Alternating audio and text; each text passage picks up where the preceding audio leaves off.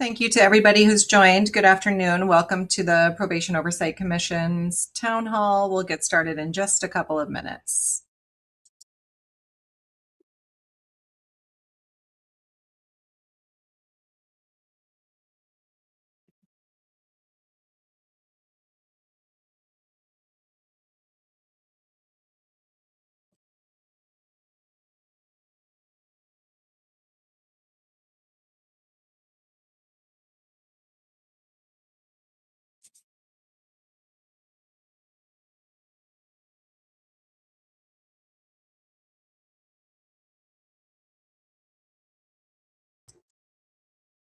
Okay, Sarah, given the fact that I know Millie has to leave early, I think we should get started with the introductions and just explain what's going on today, and then get rolling. And for those of you who are with us today, if there are people who missed the beginning of the meeting and wanted to see it, it will be on YouTube, so it's easy to watch on YouTube at a later time.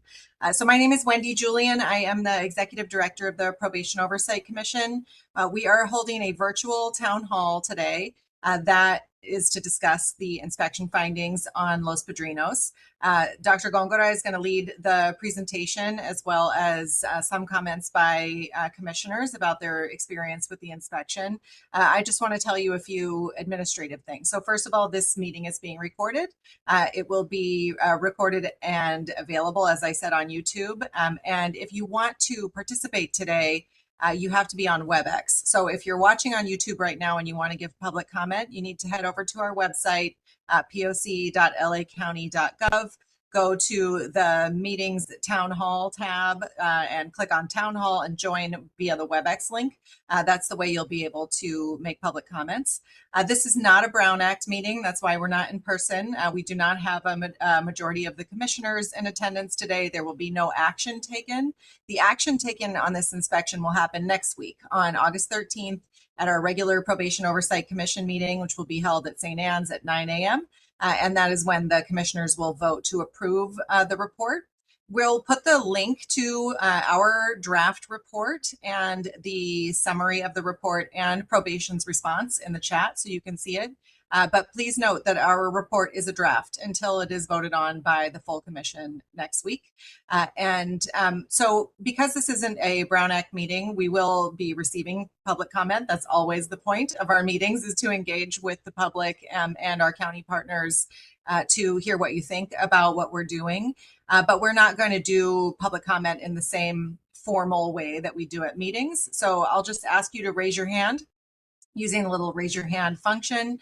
There won't be a clock. Just please be mindful of the time that you're taking. But also, if you want to ask questions, you're welcome to ask questions and we can have a little bit more of a dialogue rather than just sort of the regular public comment process that we usually do at our meetings.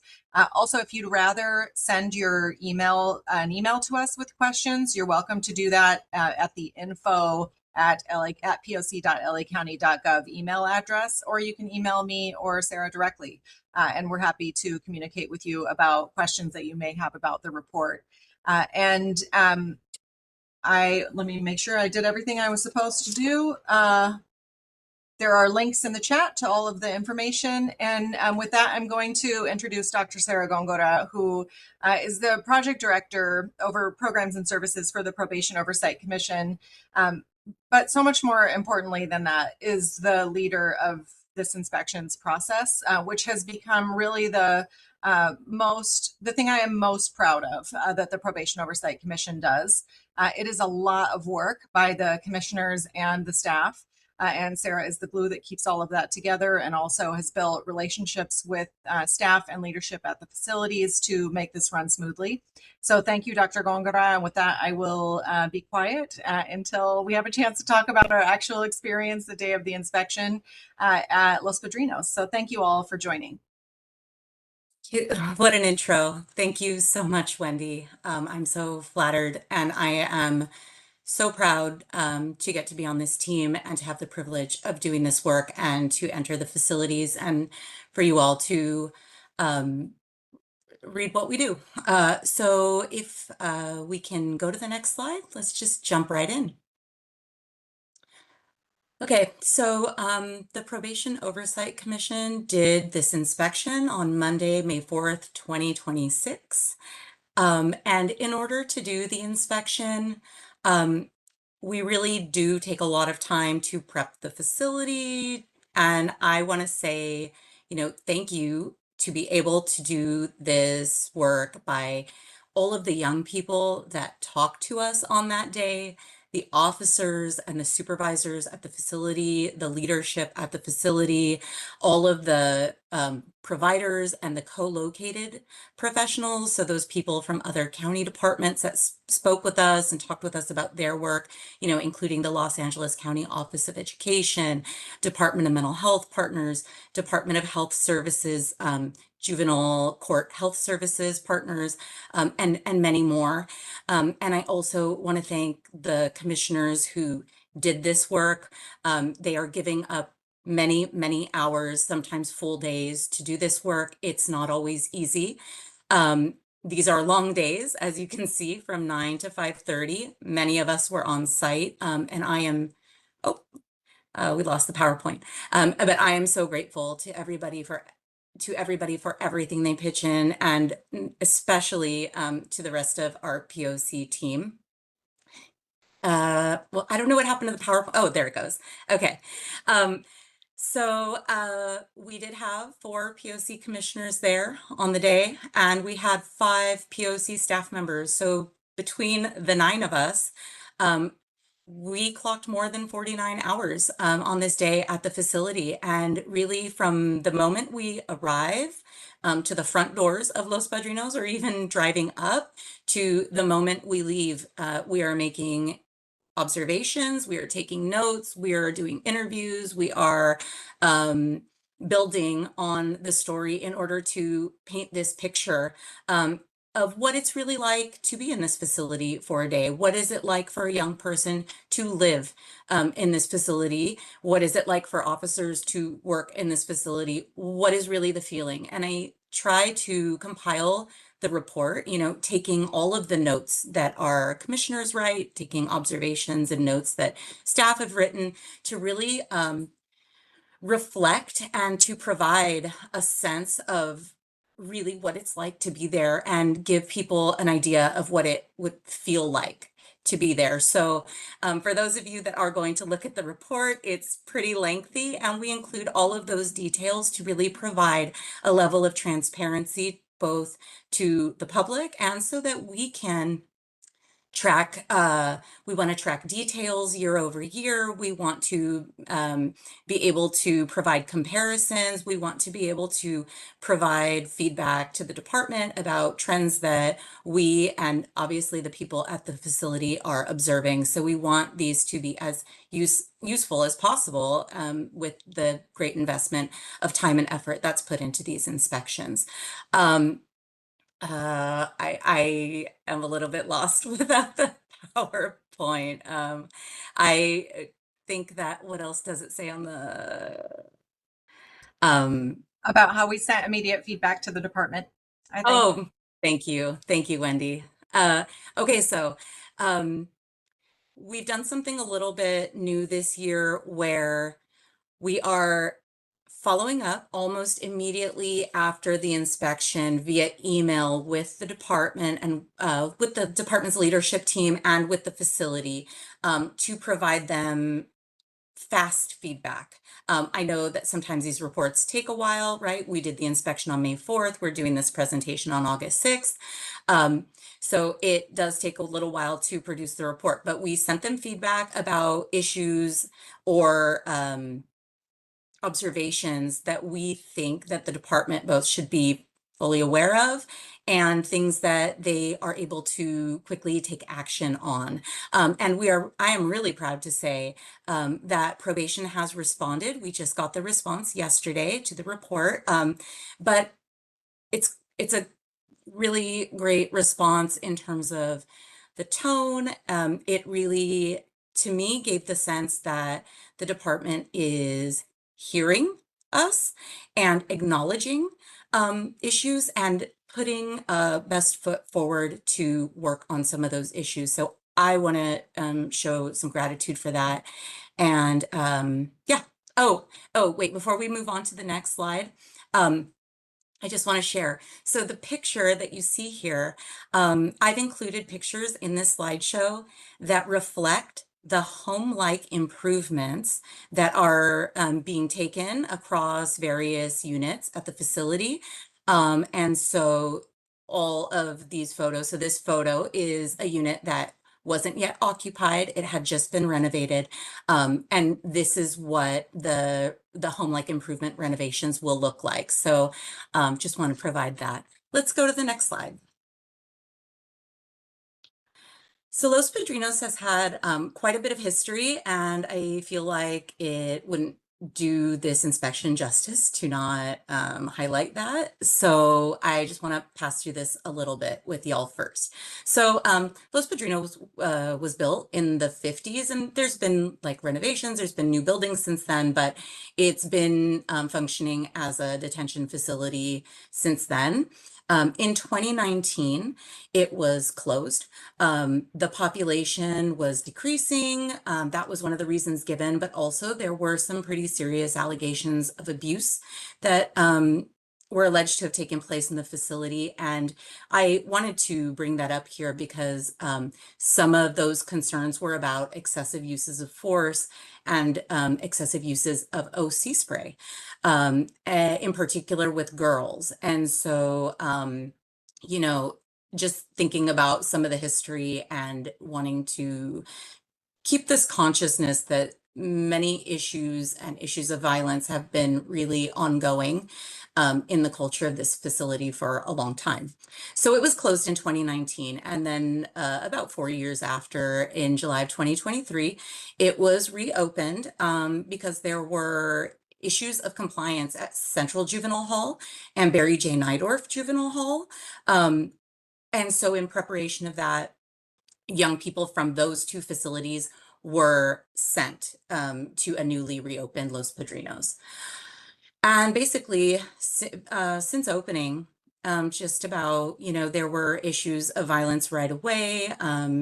There was a major event that included news outlets. There was the incident of there was a lot of violence happening, young people not getting out to recreation, staffing issues, that sort of thing. And the Board of State and Community Corrections, then in December of 2024, found Los Padrinos unsuitable for the confinement of minors, meaning that, and we use this word unsuitable a bit, and that's exactly what it means. It stands for being unsuitable for the confinement of minors.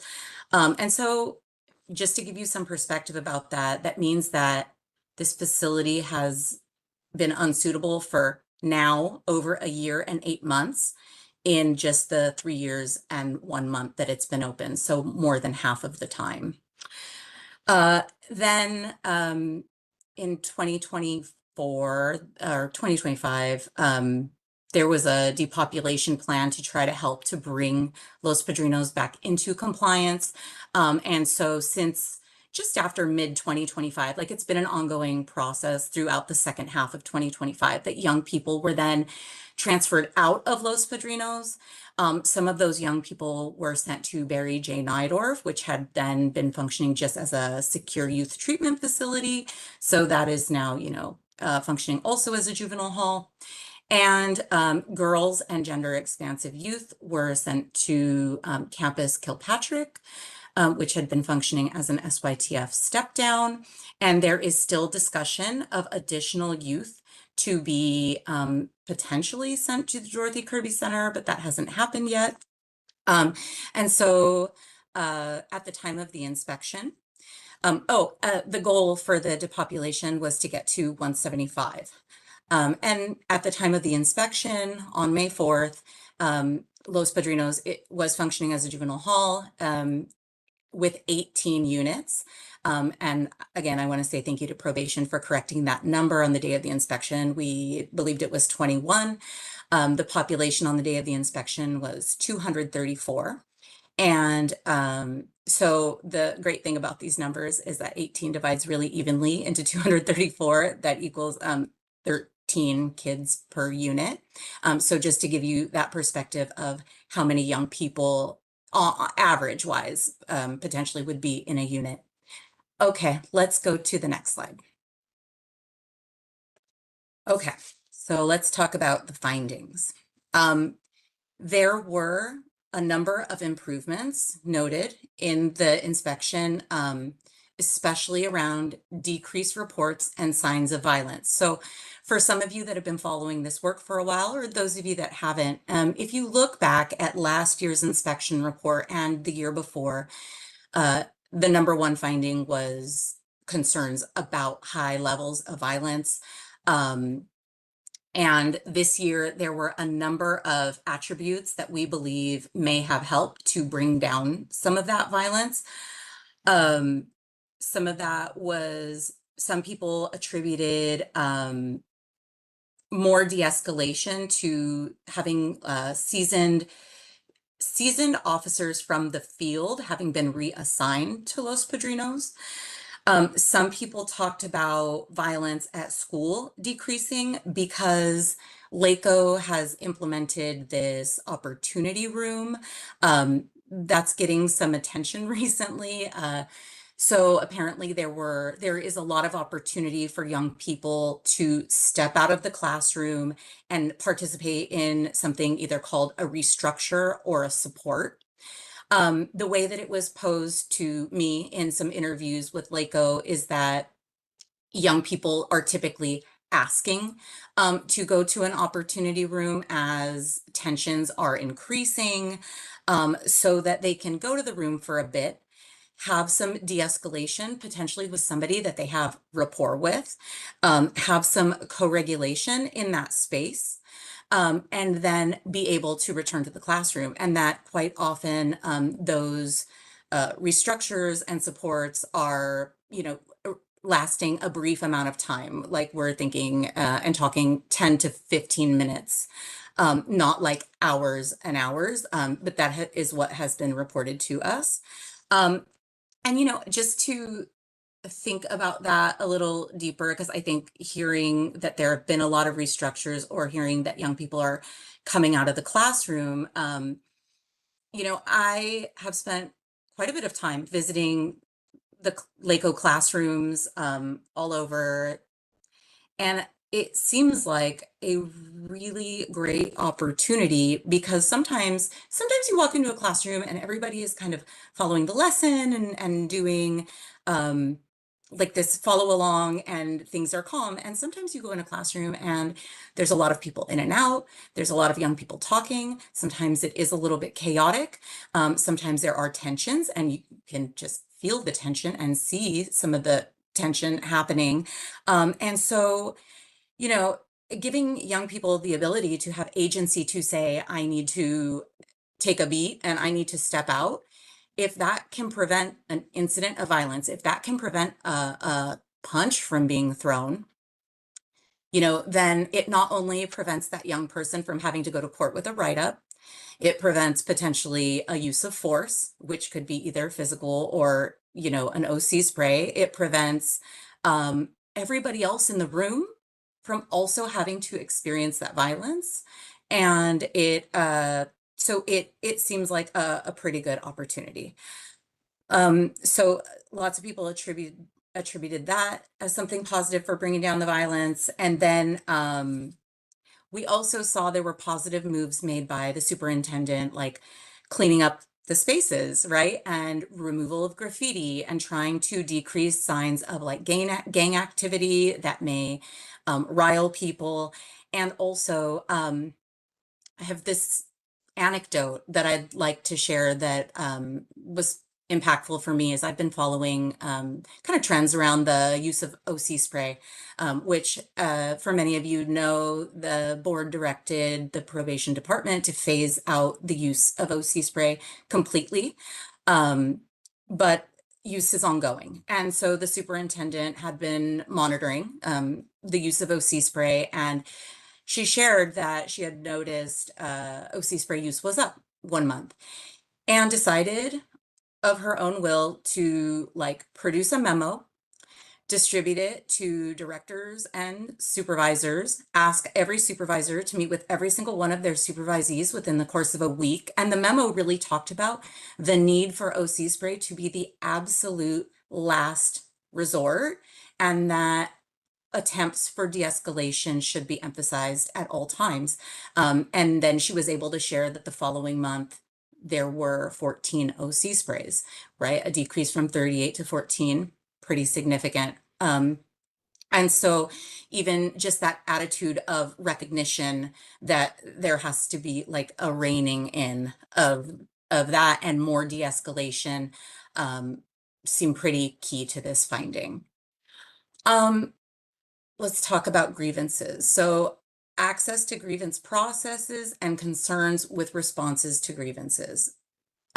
So I want to start by saying that in our 2025 inspection report, if any of you are interested in making the comparison, when we did that inspection, there were so many serious grievances that reflected very high and frankly scary violence. And this year, a lot of that was not noted in the grievances. We saw some, some concerns about bullying, definitely. But we saw more complaints and grievances about programming, like access to quality programming, access to medical appointments, whether inside or outside of the facility, access to psychotropic medicine.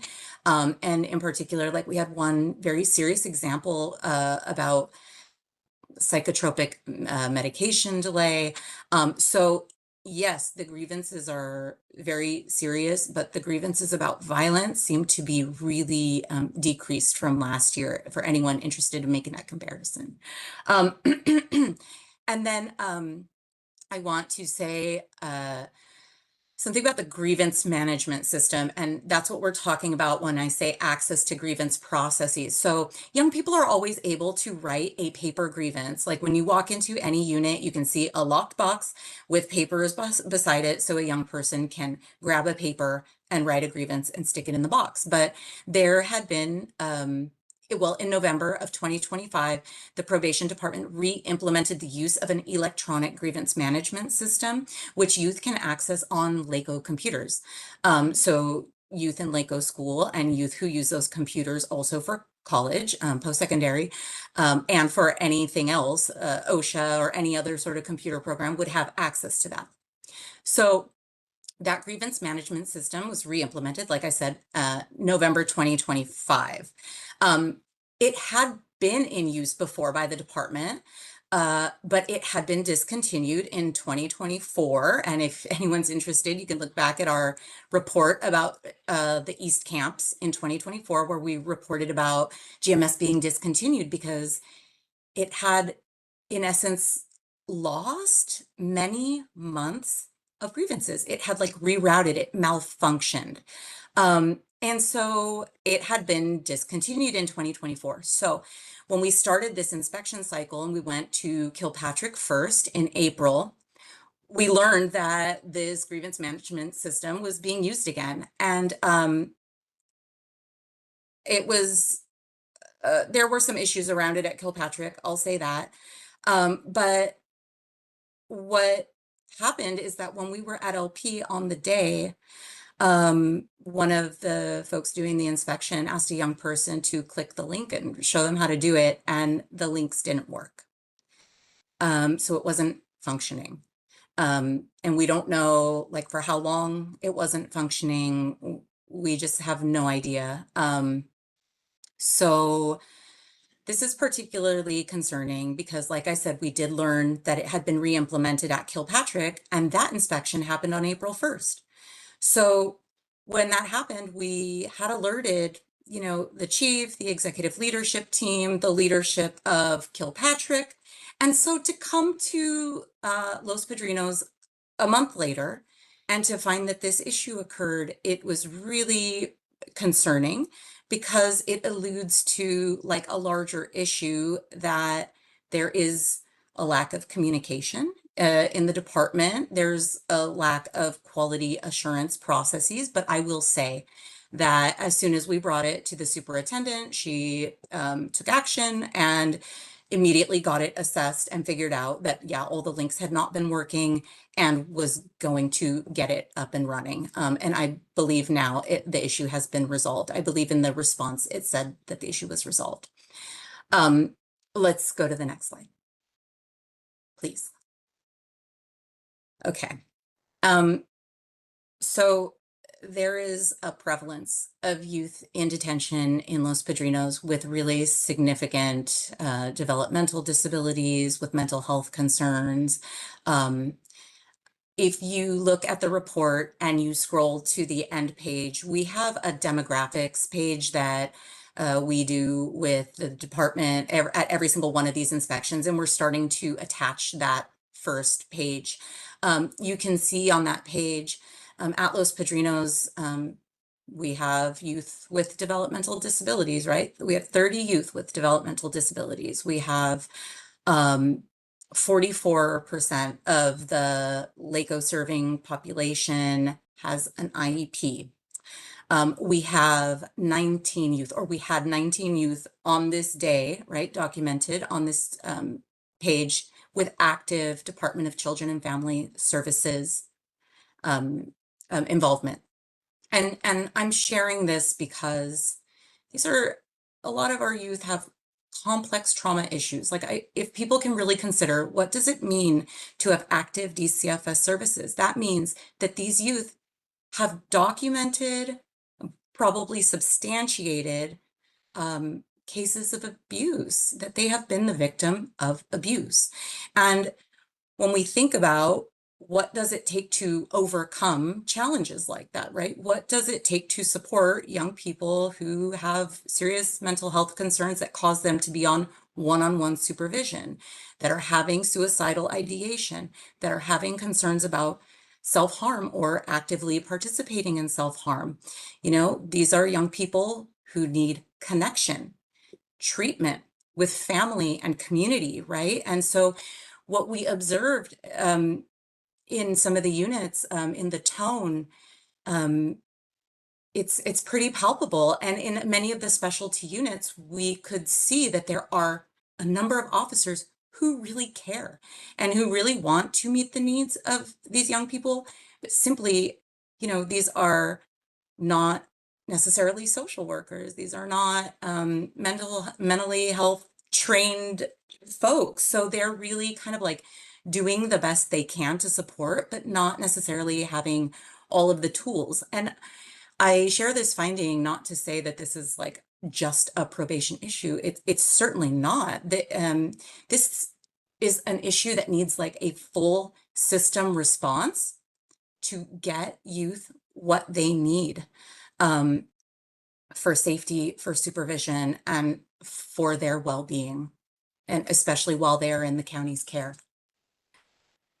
And then I want to talk just a second about our finding about gender affirming care.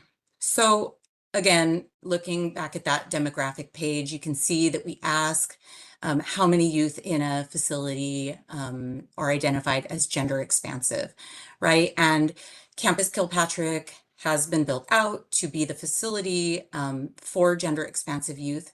However, you know, thinking that all youth are going to identify themselves or be able to have the trust or be willing to make themselves vulnerable in spaces or with individuals they do not feel safe with is not, you know, it's not going to happen, right? And so I think that there's like this sense, and in the conversation with leadership that we had, there was kind of a perspective reflected that there wasn't really a need to be concerned about gender expansive youth because the perspective is that they're not at the facility. And so I think that really undermines like the idea that there may be young people who do need gender responsive services who are never going to come out. And in order to serve them properly, there still needs to be consideration for services, LGBTQ plus affirming services, um, and not just an assumption that all of those young people will identify and make it to Kilpatrick. So I am going to stop there. And we have some commissioners joining us today. I know Commissioner Kakani, you have some time constraints, so I just really want to open it up, and I'll let you go first, and then I would love to also then hear comments from Commissioner Shipp. So please, and thank you for being here. Yeah, thank you so much for kind of that foundational framing. My name is Millie Kakani, she, her, hers, and I am Supervisor Holly Mitchell's appointee to the Probation Oversight Commission. And like, just wanted to lift up that Los Padrinos is a juvenile hall in its entirety. So every young person there um, is kind of in a stage where they are innocent until proven guilty, right? They haven't gone to trial, or for a few who maybe have gone to trial, are waiting their sentencing, but that is a very small subsect. So most of those young folks don't really know how long they're going to be spending inside this facility, and what their disposition or what their sentence is going to look like. So it's like an extreme moment of vulnerability, whether you're in there for 7 days or whether you're in there for 3 years. And there are a handful of young folks who have been inside Los Padrinos since the day it opened in July of 2023. And this, again, it's a juvenile hall. So I just, lifting up kind of that context feels really important, given that, so much of what is in the future of these young folks is unknown. And knowing that like really requires a special, I think, type of care and support for these young folks. And while, on the day of the visit, it did feel like things were much smoother than when compared to previous visits, right? It seemed like the majority of like the staff from like the director level down kind of knew what was expected of them, had some processes in place, felt like there was like a direct line of communication. Um, but it still doesn't get to the core of the piece around like the care of these young people. And I know that there are a lot of folks who believe like there are no consequences for these young people, they can act out and there are no repercussions. And while that may be the case, I'm really focused on the fact that they are children whose adolescent brains are in like peak form of development and who are experiencing a significant amount of fear. And that kind of transitions me into my first point, which is around kind of like family contact and what we heard a number of young folks lift up, and the fact that like FaceTime calls are a reward, right? Like if you are, I believe it was like gold level or gold star, I can't remember what the framing was, that then you're entitled to a FaceTime visit. And I that bothers me tremendously, because contact with your family is a lifeline. It is what oftentimes keeps us grounded. It's what keeps us motivated. It's what helps us make better choices. And so I really do encourage the department to think about, as they are kind of re-exploring this visitation policy, what like the role of family impact is, and that it should never be used as a carrot. It should be never like it should not be used as like a way to coerce good behavior. It should be something that the department views as fundamental to the well-being of these young people. And then kind of an extension of that, just in terms of in-person visits. I know that there is a new visitation policy, but what we haven't heard really is like data around how many young people are not being visited by folks who love them for whatever reason, and how many folks are being turned away and for what reason. And I think it would be really helpful if the department started tracking like how many folks are being sniffed out by dogs. And if there is like an opportunity to submit yourself to a search or to kind of justify whatever it is that the dog has sniffed, to allow, like, I think the priority should always be contact, especially at a moment when young people are in such a vulnerable point. The other thing that I wanted to lift up, kind of separate from visitation, was idle time. In the units where the young folks had been at LP for the longest time, every single young person we spoke to talked about how bored they were. And I know that that was mentioned in probation's response in terms of their conversation with probation education services, making sure that, you know, they're there for more than an hour in the morning and an hour in the afternoon or whatever their schedule is. But these, again, I don't know how to lift up the fact that these are young people, whether they are 22 or whether they are 15. Their brains are still developing, and we have such an incredible opportunity to like support these young people to shift kind of their thinking around what it means to consider other people, what it means to be a valued part of their community, what it means to heal from either any of their underlying trauma or even kind of make sense of the trauma that they may have caused upon someone else. And so it feels wild to me that there are more hours in a day that young people are staring at a screen than they are engaging in that like healing heart work. And it feels like such a missed opportunity. As you know, the parent of kids who are 10 and 13 and who are home for the summer, like the amount that I go nuts about how much screen time my kids get and like how it prevents them from like just like being out in the world and making better choices and like just engaging and being present. You know, that should apply to all young people. And so I just, you know, yes, it's easy to sit back and stare on your screen, and I'm sure it's what my kids would love to do all day every day. But as the adult in their life, I feel like it's my obligation to ensure that they have opportunities where they again are engaging in like decision making, engaging in like thinking through consequences, engaging in figuring out how they can help the people around them, and support like the team of people that they are surrounded with. And then the last thing I wanted to lift up is that, you know, separate from this space, some of us have received documentation on how the probation department defines certain populations. And they have shared that they define gender expansive youth to include young people um, whose sexual orientation may include being lesbian, gay, bisexual. Um, I- Again, I'm no expert. I generally don't conflate gender identity and gender expansiveness with sexual orientation. Those feel like two separate things. But the department has shared that it all falls in the same bucket. And so when a young person shows up at LP and says that, you know, they prefer to use they, them pronouns, or perhaps they are gay, I'm not really sure. And if they are male presenting, I'm not really sure that there is a spot for them at Kilpatrick.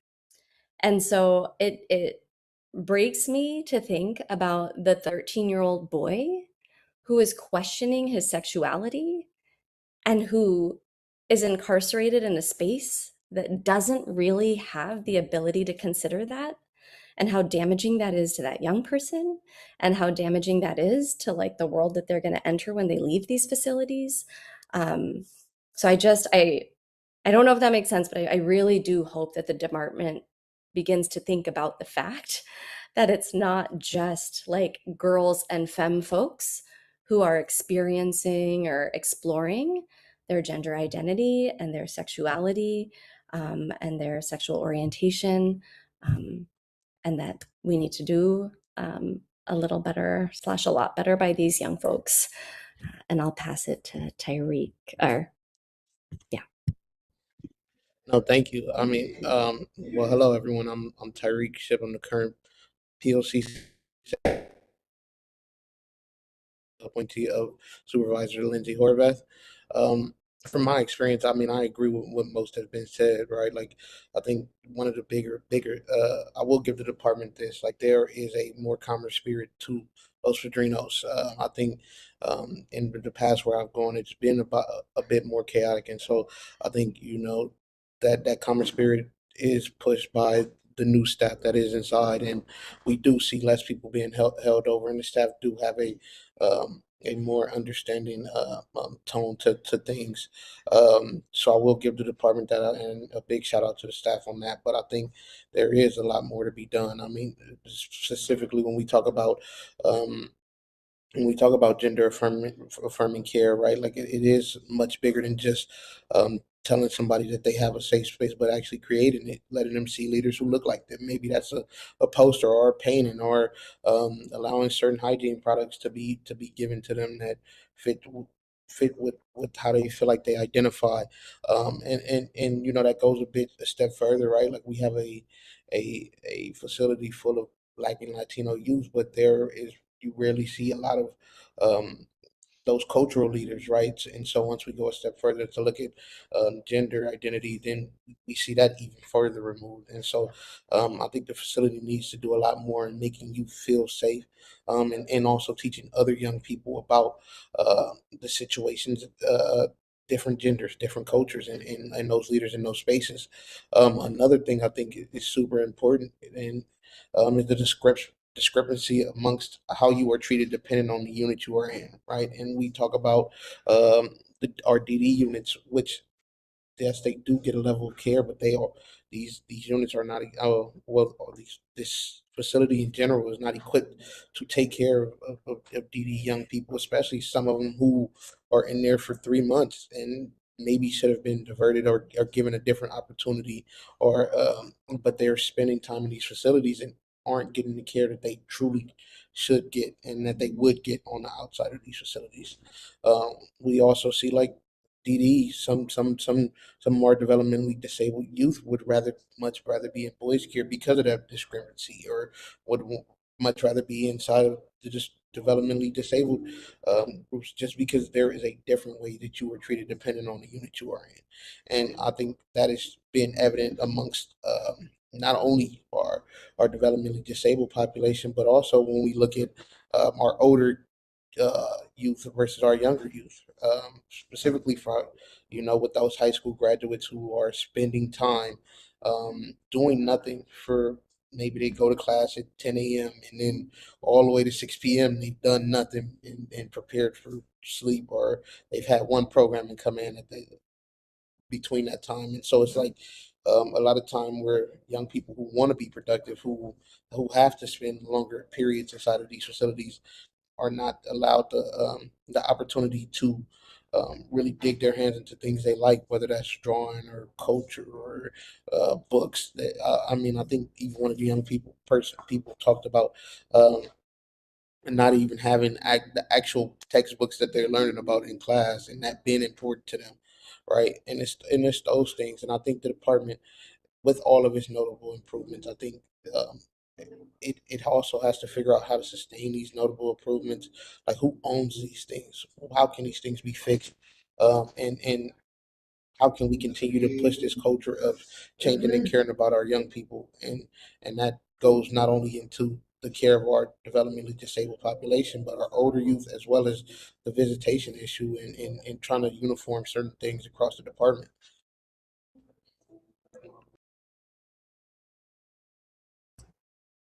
Sarah, do you mind if I share a couple of thoughts? I Is would it? love that. Oh, I'm go so ahead. sorry. I just wanted to say thank you so much, and I'm so sorry that I have to jump early. I just did a poor job of scheduling, but I'm excited to hear the rest of this conversation later. But thank you so much for those of you who are here joining virtually, and for the commission staff, and for my fellow commissioners. Thanks, Millie. I want to say something about a staff member that I met, and then I want to tell a quick story about four boys that I met, just to try to round out the conversation as Sarah wraps it up and we move to public comment. So I wrote a commendation after leaving the inspection, after meeting a staff member in Boys Care, which is the unit that is responsible for dealing with some of the very most vulnerable developmentally disabled youth who, generally speaking, have less serious charges than the other unit where other developmentally disabled youth are. And the level of caring in that unit was so spectacular, including the fact that that was one of the units where I asked one of the boys to show me how to do a grievance. And he immediately pulled out the computer, showed me how to do it. And he was like, but I don't have any grievances because this place is the best. And we also, in reviewing the grievances, saw multiple youth who had asked to be moved to Unit B. I think because of the level of care, the programming, the staffing that's available in that unit. It was really exceptional. And also, it's impossible to talk to the staff members without feeling their sense of desperation about the futures that are in store for these young people. And that was what came out particularly clearly, which was what encouraged me to write that commendation. But it wasn't just her, it was a lot of the staff members that we encountered during the day. And so I think I'll just tell you about 4 boys that I met. And I want to say something that is always true, has been true in the 5 years we've done these inspections, but it's sort of like so well known that we don't even say it anymore, which is that about 30%, 35% of the youth who are in the facility are Black. The percentage of the young people in Los Angeles County who are Black is about 7%. That is not okay. It's totally unacceptable. It is an extraordinary disparate outcome. Those 35% or so share a racial and ethnic background, but they do not share an experience. And so I'm going to tell you about 4 boys that I met who are all Black boys, actually 3 boys, 1 young man, and how different their experience is. So I'll start with the oldest, one who is an adult, who was sharing with me that he had just completed his 2nd associate's degree, a voracious consumer of education, and very excited about his future, but also had been in the facility for years and deeply concerned that his case was going to be transferred to adult court. And there are about 60 young people in the facility. That's maybe not a precise number as of today, but as of the last time that we got the number, it was about 60 who are facing transfer to adult court. That is the most serious potential outcome for a young person in the juvenile system. It's not why the juvenile system exists. It's not why juvenile halls exist. And it was heartbreaking to talk to him because he was so excited and it just seemed to have this bright future in front of him. And I really hope that he and his peers have an opportunity to share that bright future with the rest of our community. The second one who I met was brand new. He was about 15 or 16, had only been in the facility for 3 days. And I was a little surprised he was willing to talk to me because sometimes the new kids are nervous.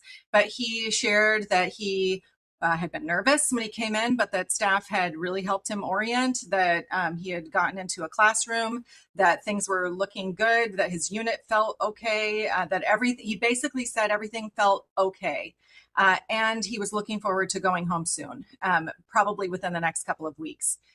That young man is actually what a juvenile hall is built for. That is, if he were the population of the juvenile hall, we might not even have a probation oversight commission. I think that's who staff are equipped to deal with. That's who a juvenile hall is supposed to be working for. And the fact that his experience feels okay is really a big statement to the department that they have been able to get there for the young people who juvenile halls are built for. The third young man, Tyreek and I met together. It's going to be hard to talk about this without feeling emotional. This was in the unit for developmental disabilities with youth who have more serious charges. In that unit, you'll see on the report, there were 8 young people who have a one-on-one aide. Sarah mentioned this in her introductions. I'm going to say it again. You don't get a one-on-one aide just because you have some problems. You get a one-on-one aide because you are actively trying to harm yourself, because you are actually a risk to yourself and potentially to others in the facility. These youth are regional center clients. They will be receiving Social Security help for their developmental disabilities for the rest of their lives.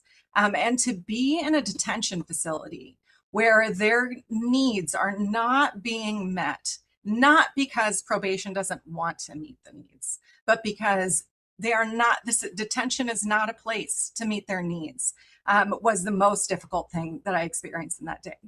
And then I will tell you the last one that I met. I can't actually remember whether it was Commissioner Shipp or Kakani with me in this one, was a baby. He looked just like my son, except for a middle school Black boy. who was sitting in his classroom and sort of paying attention. I'm pretty much sure that's about how my son pays attention in class. He was on his computer listening to his teacher when two men walked into the room with a pair of orange jumpsuits and restraints and yelled his name. And I'm not exaggerating. And he was like, what did I do? And they said, you have medical. And he got scared and he didn't go. He refused to go. And in thinking about what it's like to have a middle school student, this is not a this is a little kid, a middle school student, um, be addressed for a medical appointment where he has to change into a jumpsuit and put on shackles, on zip ties. That's a very hard thing to imagine for all of you who know 13 and 14-year-old boys. Very hard to imagine. It's not a natural consequence or occurrence. It's not something that we would want for any of our 13 or 14-year-olds. I know we don't want it for any of the young people that are in there, but it's different when you're in middle school. And so that was a really interesting experience. And then after they left, I watched the probation officer who was accompanying us, who was a supervisor, and the probation staff member who was assigned to the room, and the teacher all go up and talk to him and try to get him to go to the appointment, put their hand on his back, try to make him feel comfortable. So I just want to say that, kind of echoing what Commissioner Kakani said, there is a juxtaposition in this facility of the youth and of the staff and of the experience. And there are things that are so much better and also things that continue to be completely intolerable. But some of those are not probation's fault. Some of them are because youth are in these very extended stays related to their transfer petitions on the older kids side and the competency proceedings on the kids with developmental disabilities. And we have to, as a greater county, a greater community, find a way to move these youth through the process faster so that they can get out of this, what is supposed to be a temporary facility. So I am so thankful to being able to meet with the young people and the staff and the providers that day, and especially to the commissioners and Dr. Gongora and Jennifer Ochoa Garcia for coordinating these inspections. But it's a great joy, honor, and responsibility to be able to report these to you, to the public. And I hope you'll read the report, or at least read the summary, and ask questions now or at our meeting next week, or email us or email the commissioners and tell us what you think about what we found in the inspection. And I'll pass it over to you, Sarah, for some closing remarks. Mostly, I'd like to say thanks to everybody for being here, and thank you so much for caring about these issues and these young people. They need caring. They need community to wrap around them, and probation, I think, also needs everybody's help in pitching in and figuring out what to do and how to help them and how to help this facility to serve them. I also want to give a plug to the report and just encourage people to go take a look. These findings and all of the things we've said here today, it really scratches the surface. We try to include lots of anecdotes. We try to include lots of direct quotes from young people and telling their story, which is really the most powerful piece of all of this, is hearing it directly from them. And I'm really interested in hearing everybody's comments today. So I hope you will all raise your hands and chip in to this conversation. And thank you. So it's really easy to participate. Just click the little raise your hand button. If you're calling in on the phone, dial *6 on your phone and we'll be able to call you. But we would love to hear your thoughts, whether you read the inspection or not.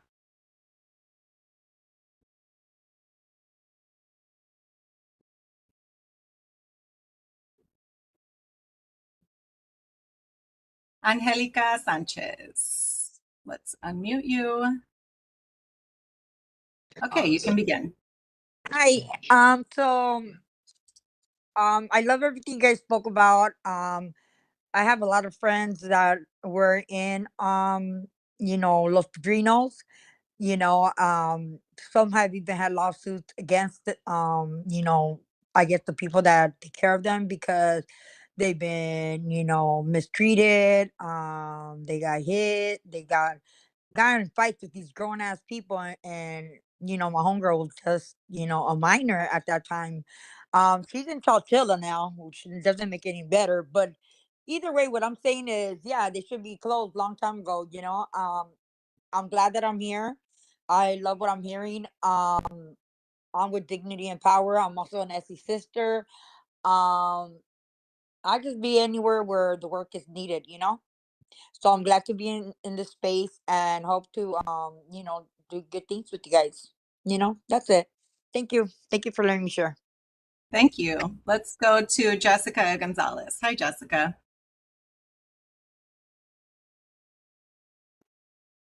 There we go. Can you hear me? Yes. Okay, so this is Jessica Gonzalez. I'm the Youth Justice Program Manager with CASA. So at CASA, we oftentimes get our advocates who go in and visit their young people while they're detained. And we get a lot of these reports, right? Kids not getting their needs met, kids not feeling like they're being treated with respect or with the trauma-informed care that they really need because, our youth are also dependents of dependency court and have experienced a lot of really traumatic events. So I would be interested in knowing kind of what probation strategy is for giving probation officers the tools that they need to be trauma informed, to communicate in a way that is supportive, but also gives them the authority to do their job and to feel like they're capable of supporting young people in these spaces.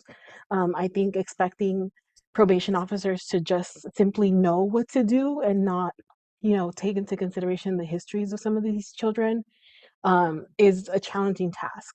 I think those of us who have been in the field a long time, it's taken us a long time to kind of know what language to use, how to address somebody, how to address an incident that maybe isn't supportive or in the best interest of others.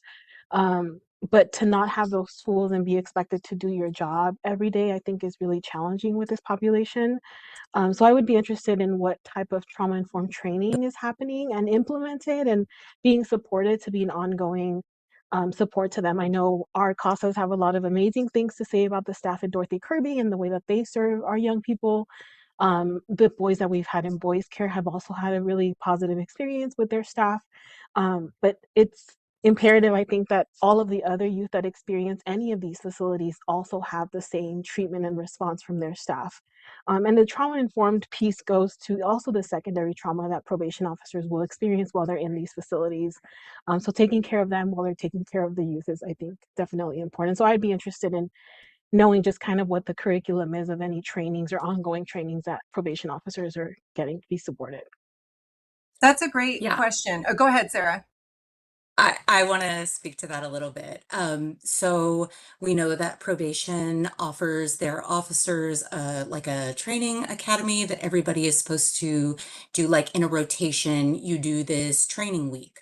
And there is a training that, or multiple, I feel like there are kind of multiple touch points during the week, to be fair, that talk about trauma, that talk about mental health.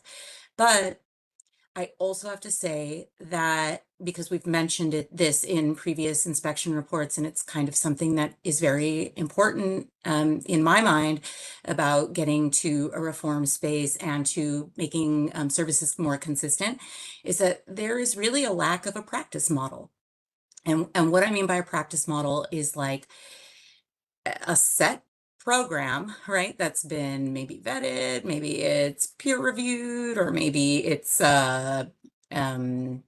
oh, what's the word I'm thinking of right now? It's evidence-based or not. There's also there are practice models that have been widely accepted throughout the state of California that are also in use by some of the other agencies that serve these very same youth that would also be applicable, but we have not seen probation adopt one. At Barry J and at places that have SYTF, they do something called a developmental stage system that has a sort of a part of a practice model integrated, but that's only at SYTF facilities and available to those youth, and those officers get that training. And that's related to something called positive youth development. I'd be happy to talk about this more also offline, because I really believe that the implementation of a youth centering practice model that is trauma informed and widely accepted would be a step in the right direction. But to this point, we haven't really seen that done in a consistent or in a way that unifies all of the facilities. I will say all probation officers who are sworn officers go through an academy training when they start, but they also go through something annually or biannually that you'll hear them call the BSCC training, which is also block training. Some commissioners and myself and Sarah have had a chance to sit in on some of those trainings, and they do include things like working with young people with self-harm tendencies and trauma-informed care. Sometimes they are taught by probation officers. I actually find that to be particularly effective. Sometimes they're team taught with people from UCLA and other experts. They have a training center where they do that. I also will say that a number of probation officers that I have spoken to have taken it upon themselves to do training and extend their educations, to get their degrees and follow through with their education. But Sarah, I was going to ask if maybe you could talk a little bit about the crisis intervention team and how that works and what we heard about that. Yeah, so Los Padrinos has a set team of folks that can be called upon anytime that there is an escalating issue, and those individuals basically are de-escalation experts, and they're folks who have been handpicked, who have been known to have very positive rapport with young people and to approach things in a constructive way that young people respond to. And so the CIT, sorry, I'm forgetting the name of the acronym right now, but the CIT can be called at any time, and they don't use pepper spray and they don't do uses of force. So they are, when young people see them coming, they kind of know that this is something that they're going to talk through and have that opportunity to receive de-escalation. And again, like some co-regulation. I've seen officers ask young people to take a breath and things of that nature. And sometimes an intervention just as simple as that can be so effective.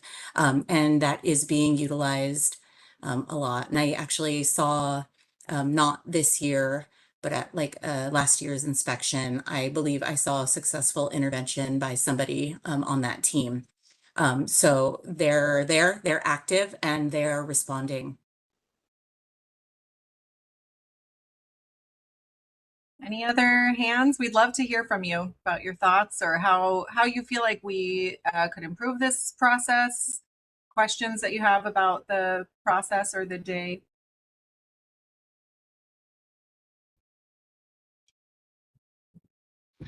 Hi, I really enjoyed hearing what you guys got out of this inspection. I think it's really important to also keep in mind like the education and the barriers that young people who are in these facilities are facing when it comes to their education. I think there's a big responsibility for us to continue to uplift whatever their educational journeys might be, because we have the ability to do that, and there's no excuse for young people being bored in a facility when there's really so much enrichment that they can take part in, whether it's some of those like emotional or mindful exercises that you guys were describing, or like even the young man who got his associate's degree. Like that is incredible, and I think we should be seeing more of that as much as possible, connecting to the other county offices that are in charge of creating workforce programming for youth, for example, or education and supporting their education. So I just wanted to chime in because I think that we're missing that piece of it, and the ability for youth to also dream and like think about their future is what's going to positively reinforce their not reoffending or not falling into like bad situations. So just wanted to plug that. You're speaking commissionership's language now, the helping youth dream. Tyreek, you want to talk a little bit about your feeling about the classrooms and your experience in the classrooms? Yeah. So I mean, Los Padrinos, the in those classrooms, right? Like you get a mixed bag, right? Like I think there is some very productive things that are happening, right? And you have some uh, very good teachers who are trying to help young people see themselves as inside of a better place. And then, some young people are not taught the same way as others, and so you may also have moments where it is where young people may disconnect from the lesson because it's not being taught in the way that they like to receive it. Whether that some young people want to be more hands on and they talk about wanting to do construction instead of sitting inside of a classroom, and so um, I think like when we look at education and especially inside of this incarceration setting, trying to hit those the hit the needs of those young people is super important, and I think it needs like a one-on-one, hands-on approach for each different young person, and opportunity rooms give some of those young people that opportunity to cool down when they or try to reconnect to the lesson, but still there is a lot of work to be done around there. So I agree with you 100% on that. I think one of the hard things in particular about Los Padrinos that isn't true at the other facilities, well, I guess it is true at Barry J now to some extent, but is the transition. Just there's so much transition in the classrooms. And so there's always a new kid and, always a kid that's leaving and kids that are getting pulled out for assessments and kids that, what was the percentage, Sarah? 40% that have IEPs? It's over 40%. Yeah. 44. So lots of kids who have one-on-one aides, there will be, or tutors or someone else assigned to them. There are times you'll walk in the classroom, it'll be, 8 kids and 6 adults, which is a totally different scenario than in a community classroom. So it is definitely not like a regular classroom, but there are some good things about that because, I mean, there are kids that are going to school who have not been going to school. I mean, some of them joke about it and some of them are really serious about it, about how few credits they have on the outside. And they're able to come in and really get caught up on their high school credits. So there are benefits, but it is definitely a challenging environment that I know all of the commissioners are concerned about upholding the high levels of quality in the classrooms. I see Ali. I assume that's Ali. It might be Ale, and I'm guessing who it is. Yeah, it's Ale. Can you It's hear me? yes. Yeah. Just calling in. Just thankful to be here in this space. I'm calling in from San Diego County actually, and I've just been following y'all's work and sharing it with our youth and our impacted community members, our impacted youth, and our folks over here that are also organizing towards a similar vision. I know a lot of folks across the state are doing that, and I just wanted to uplift the fact that your work is reaching us and it's inspirational, and I know that it's not always perfect, but the collaborative process that we've been able to see in the county and in the community with oversight, inspection, and uplifting the integrity and the dignity of young people. We're seeing it, and so we hope that San Diego can follow suit. We hope that we can do similar things over here, because we don't really have anything like the POC over here, quite frankly. And so just giving y'all the flowers that you deserve. Thank you for the work that you do, and it's touching us over here in San Diego, and we're watching. And so we appreciate you. Thank you so much. Thank you, Ale. I appreciate you joining us. And we totally agree that we have lots we can learn from other counties. And so we welcome your participation and hope we can keep the lines of communication open. I know the commissioners love the opportunity to see other facilities every time we've gone to another county. It gives us ideas. It's something I think our probation department does occasionally and should continue to do, as there are lots of things we can share and learn. Carolina?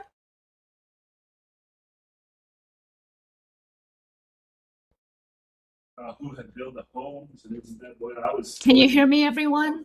Yeah, we can. Oh, great.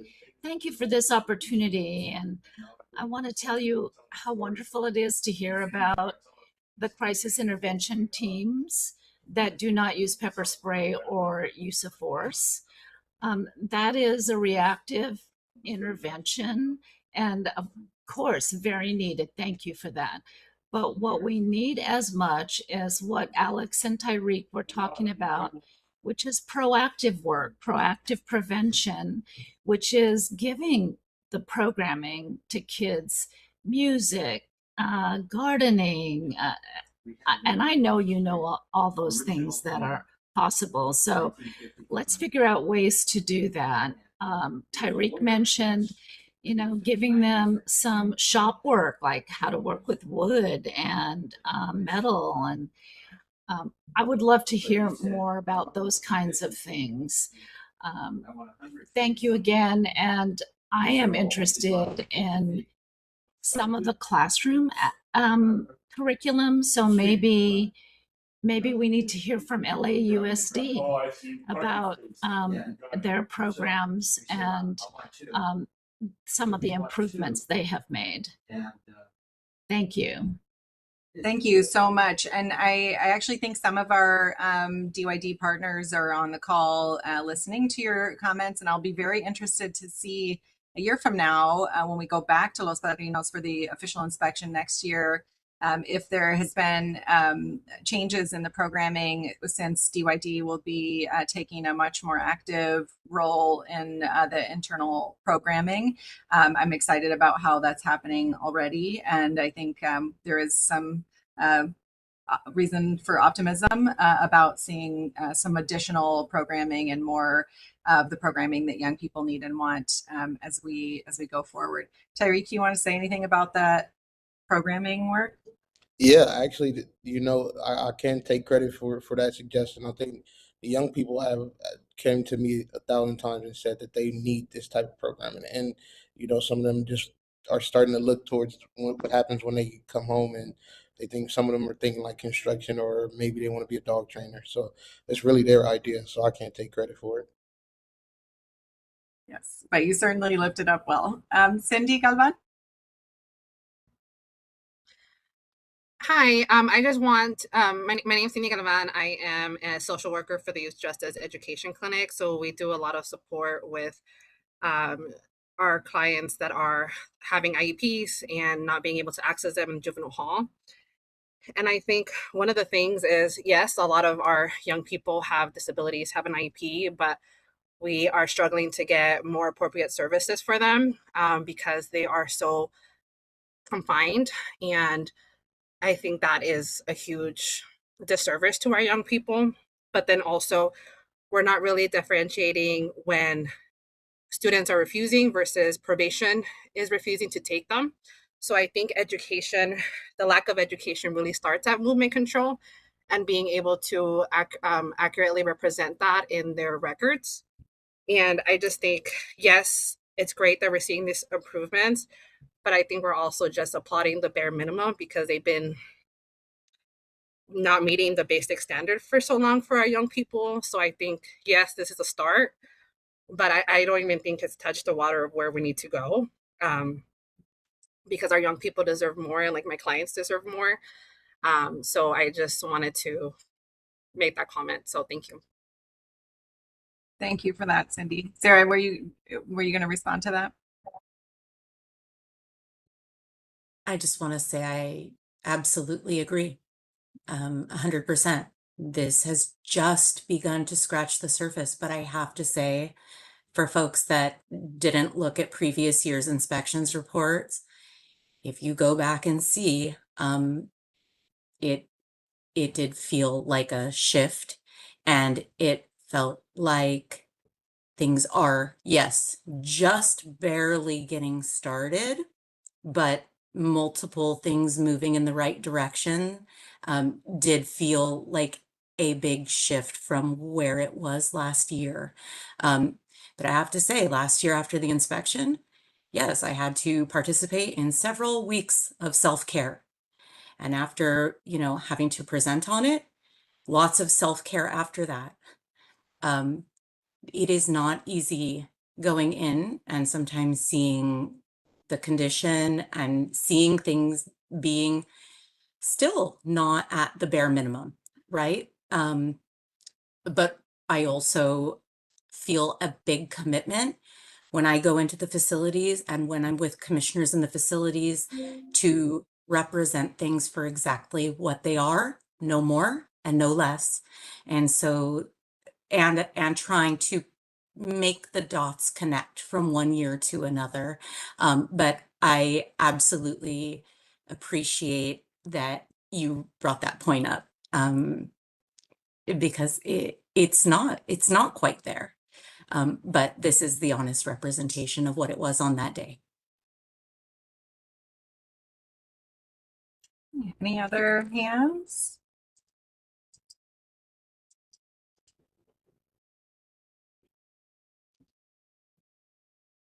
All right. Well, there will be plenty more opportunities for folks. If you see things in the report that you have questions about, you're welcome to reach out directly. Oh, go ahead.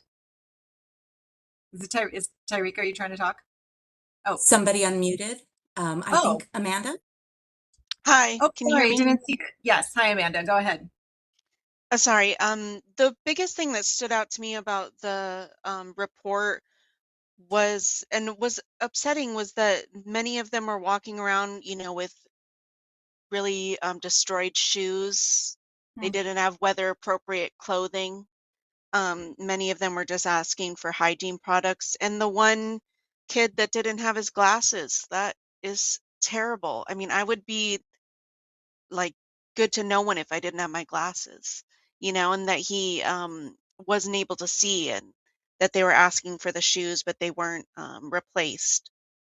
And then that some of the kids were asking for cleaning supplies and that they would be willing to clean the bathroom and clean the room. I mean, not that they have to do that, but what a great opportunity if they did for those kids to be able to take pride in that space. If they were provided the option to, clean up that restroom and clean up that room and really hold each other accountable for keeping it clean.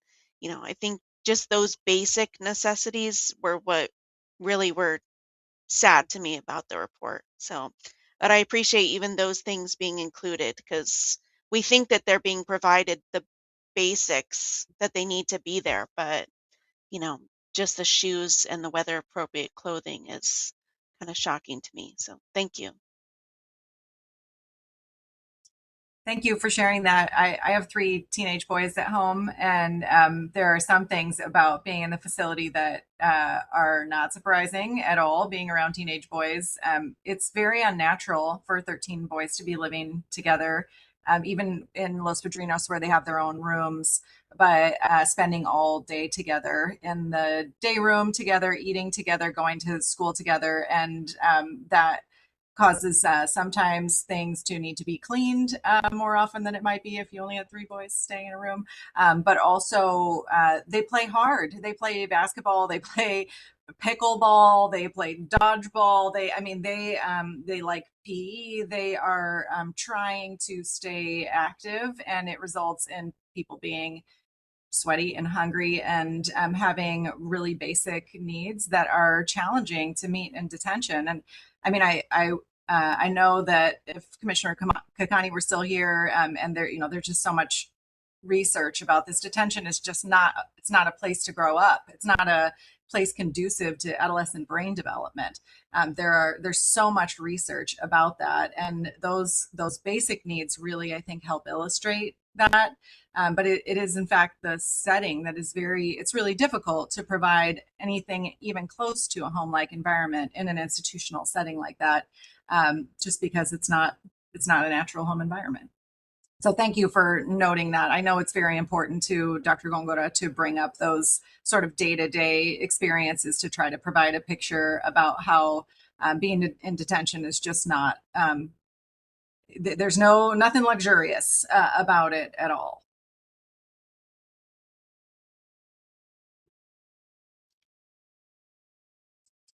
Are there any other hands I've missed, Sarah? I think I'm maybe not seeing them on my. I don't think I see any. Anybody else? Last chance.